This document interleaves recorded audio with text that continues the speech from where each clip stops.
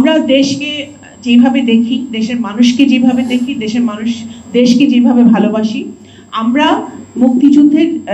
মুক্তিযুদ্ধকে যেভাবে ধারণ করি, সেটা এখন যারা বাংলাদেশে রাজনীতি করছে, আরো রাজনৈতিক দল আছে, তারা ওইভাবে মুক্তিযুদ্ধকে ধারণ করে না। তো সুতরাং প্রজন্ম তার জায়গা থেকে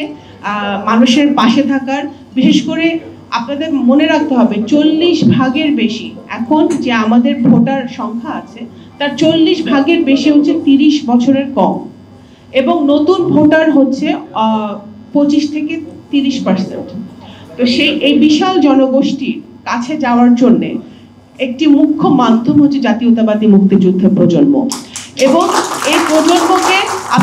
আমরা যদি সঠিকভাবে ব্যবহার করি, প্রজন্ম সংগঠনটাকে, প্ল্যাটফর্মটাকে সঠিকভাবে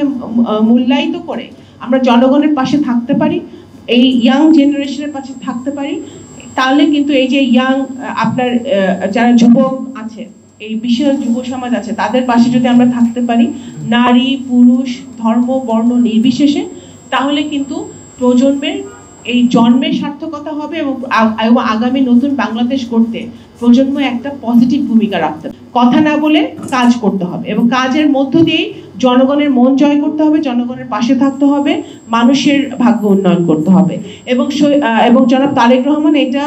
মর্মে মর্মে উপলব্ধি করেন, সেই কারণে 31 দফা বিএনপি দিয়েছে, তারেক রহমান সাহেব দিয়েছে, এবং 31 দফা নিয়ে আপনারাও যেমন দাঁড়ে দাঁড়ে যাচ্ছেন, প্রত্যেকেই আমরা মানুষের পাশে যাওয়ার চেষ্টা করছি।